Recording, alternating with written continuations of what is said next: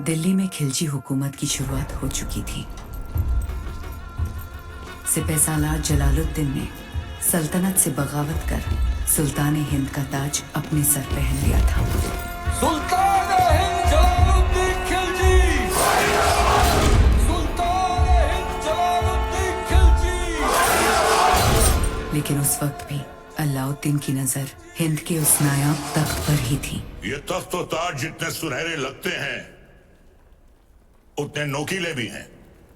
इस तख्त पर बैठकर हमें खुशी भी हो रही है और फिक्र भी, क्योंकि इस वक्त हमारे चारों तरफ दुश्मन ही दुश्मन है। और सबसे बड़ा मसला तो ये कम वक्त मंगोल है। सुल्तान, इस वक्त उन खूंखार मंगोलों से जंग में जीतना नामुमकिन है। उनके मुकाबले हमारी फौज आधी भी नहीं। लेकिन हमारा हौसला उनसे दुगना है। तो क्या आप लड़ेंगे उन मंगोलों से?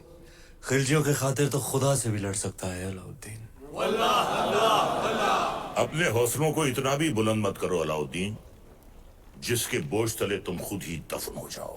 गुस्ताखी माफ हो, लेकिन अब तक वो मिट्टी ही नहीं बनी जो अलाउद्दीन को दफन कर सके। हमें तुम्हारे ये खोखले दावे नहीं, सिर्फ और सिर्फ फतेह चाहिए। हम जाएंगे मंगोलों से लड़ने। सुल्तान, आपका यकीन ही हमारी फतेह है।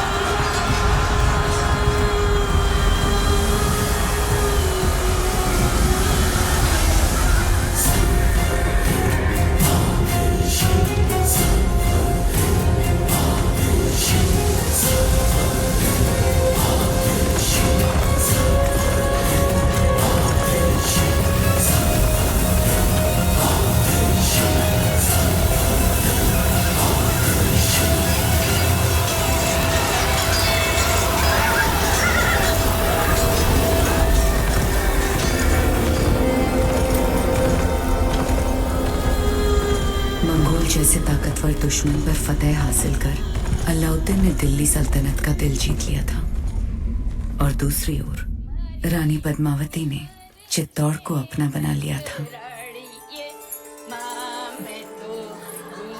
सूरज भाई साहब, संभल के, थारे घूमर दिन गए, कमर में लचक आ जाएगी। अब तो रानी सा करेगी घूमर, कल गौरी पूजा के बाद। छोटी रानी सा, घूमर रो रंग चोखो जमना चाहिए। रंग तो जमेगा ही सूरज भाई साहब, क्योंकि कल ढोल हम बजाएंगे।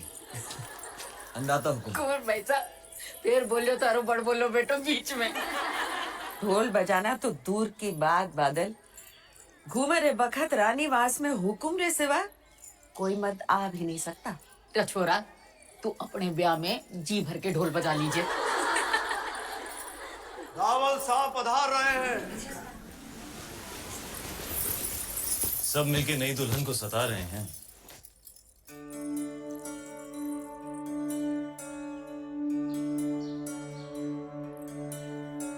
राजगुरु शिवालय में आपकी प्रतीक्षा कर रहे हो।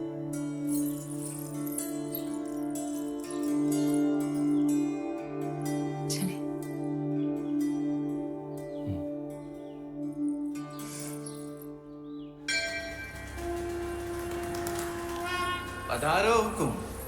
पद्मावती, आप हैं मेवाड़ के मार्गदर्शक और हमारे राजगुरु आचार्य राघव चेतन जी। हमारे सभी प्रश्नों के उत्तर यही देते हैं।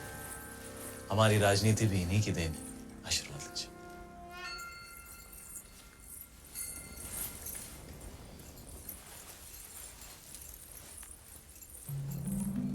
अलौकिक सौंदर्य है आपका। सौंदर्य ही नहीं, गुण और समझ की भी धनी है हमारी रानी साहब। तो छोटी रानी साहब के जीवन में क्या अधिक महत्व रखता है, रूप या गुण? संभलिए रानी साहब, आपकी परीक्षा हो रही है। बताइए, रूप या गुण? गुण। और रूप? वो तो देखने वाले की आंखों में होता है। अर्थात किसी को पत्थर में शिवलिंग दिखता है और किसी को शिवलिंग में भी पत्थर। जीवन का वर्णन 3 शब्दों में। अमृत, प्रेम और त्याग। प्रेम क्या है? ईश्वर की आंख में उभरा हुआ खुशी का आंसू। आंसू क्या है? सुख और दुख की हद। सुख क्या है? ब्रह्म। सुना है युद्ध नीति की भी जानकार है। जी। रणभूमि में सबसे बड़ा शस्त्र क्या है? हिम्मत। जीवन में सबसे कठिन घड़ी? परीक्षा के बाद परिणाम की। और सबसे बड़ी भेंट? आशीर्वाद।